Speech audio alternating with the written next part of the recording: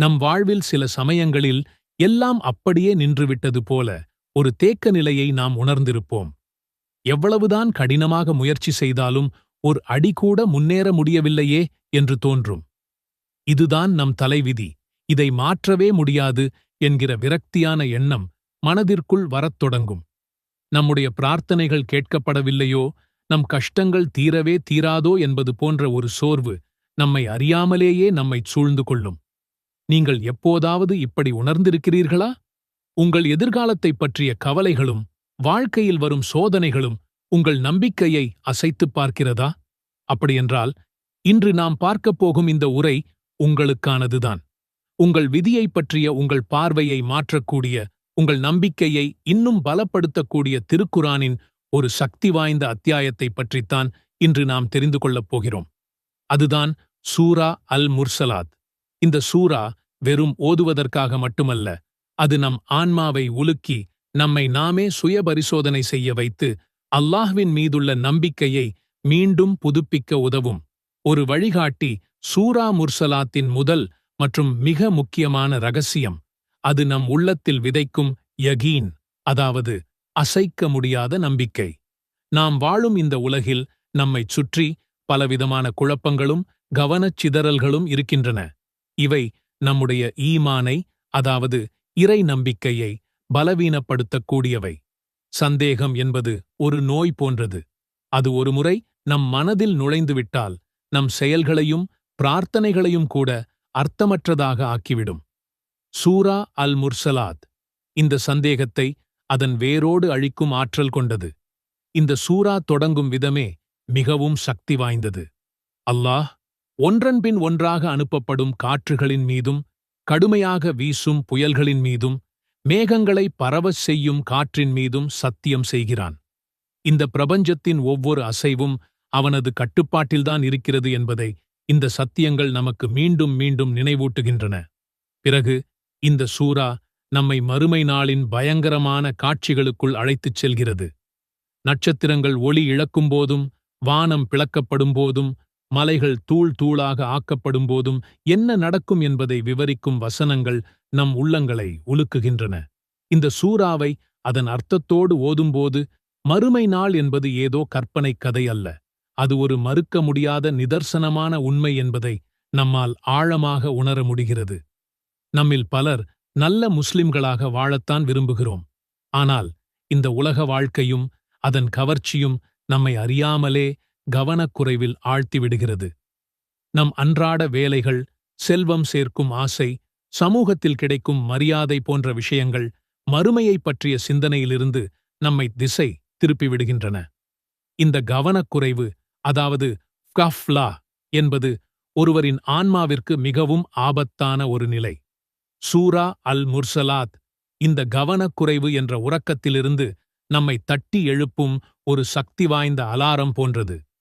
முந்தைய சமூகங்களில் வரம்பு மீறியவர்கள் எவ்வாறு அழிக்கப்பட்டார்கள் என்பதை இந்த சூரா சுருக்கமாக, ஆனால் மிக ஆழமாக நினைவுபடுத்துகிறது. முன்னோர்களை நாம் அழிக்கவில்லையா? பின்னர் அவர்களை பின்தொடர்ந்து மற்றவர்களையும் செல்ல வைப்போம். குற்றவாளிகளை இவ்வாறுதான் நாம் நடத்துவோம் போன்ற வசனங்கள் அல்லாஹ்வுக்கு மாறு செய்பவர்களின் முடிவு எப்படி இருக்கும் என்பதை தெளிவாகக் காட்டுகின்றன. இந்த உலக வாழ்க்கை என்பது தற்காலிகமானது என்பதை இந்த சூரா நமக்கு மீண்டும் மீண்டும் நினைவூட்டுகிறது. சூரா முர்சலாத் மறுமையின் தண்டனைகளைப் பற்றி மட்டும் பேசவில்லை, மாறாக இறையச்சத்துடன் வாழும் முத்தகீன்களுக்கு காத்திருக்கும் அற்புதமான பரிசுகளைப் பற்றியும் அது பேசுகிறது. இதுவே இந்த சூராவின் மிக அழகான ரகசியங்களில் ஒன்று. இது நம் நம்பிக்கைக்கு ஒரு சிறந்த ஊக்கத்தையும் உத்வேகத்தையும் அளிக்கிறது. இந்த சூரா மறுமையை மறுப்பவர்களுக்கு ஏற்படும் கொடிய விளைவுகளை விவரித்த உடனேயே இறையச்சம் உடையவர்களின் நிலையையும் விவரிக்கிறது. இது இருளுக்கும் ஒளிக்கும் உள்ள வித்தியாசத்தை காட்டுவது போல் இருக்கிறது. அல்லாஹ் கூறுகிறான், நிச்சயமாக பயபக்தியுடையவர்கள் குளிர்ந்த நிழல்களிலும் நீரூற்றுகளிலும் இருப்பார்கள். மேலும் அவர்கள் விரும்பிய கனி வகைகளும் அவர்களுக்கு உண்டு. இந்த வசனங்களைச் சற்று சிந்தித்துப் பாருங்கள். மறுமை நாளில் சூரியன் தலைக்கு மிக அருகில் இருக்கும்போது, பாவிகள் வியர்வையில் மூழ்கியிருக்கும்போது, முத்தகீன்கள் குளிர்ச்சியான நிழல்களில் ஓடும் நீரூற்றுகளுக்கு அருகில் இருப்பார்கள். அவர்கள் விரும்பிய பழங்கள் எல்லாம் அவர்களுக்கு கிடைக்கும். மேலும் அவர்களிடம், நீங்கள் செய்து கொண்டிருந்த நற்செயல்களின் காரணமாக திருப்தியாக உண்ணுங்கள், பருகுங்கள் என்று சொல்லப்படும். இது எவ்வளவு அழகான வாக்குறுதி! இந்த உலகில் நீங்கள் படும் கஷ்டங்கள், செய்யும் தியாகங்கள், இறைவனுக்காக விடும் ஆசைகள் என எதுவுமே வீண் போகாது என்பதை அல்லாஹ் இதன் மூலம் உறுதிப்படுத்துகிறான். சூரா அல் முர்சலாத் என்பது வெறும் 50 வசனங்களைக் கொண்ட ஒரு சிறிய சூரா அல்ல. அது உங்கள் விதியைப் பற்றிய உங்கள் பார்வையையே மாற்றும் சக்தி கொண்ட ஒரு அல்லாஹ்வின் அருள் நிரம்பிய புதையல். அது உங்கள் உள்ளத்தில் அசைக்க முடியாத நம்பிக்கையை விதைக்கிறது. உங்களை கவனக்குறைவு என்ற தூக்கத்திலிருந்து எழுப்புகிறது. மேலும் அல்லாஹ்வின் கருணையின் மீது உங்களுக்கு பேராசையை ஊட்டுகிறது.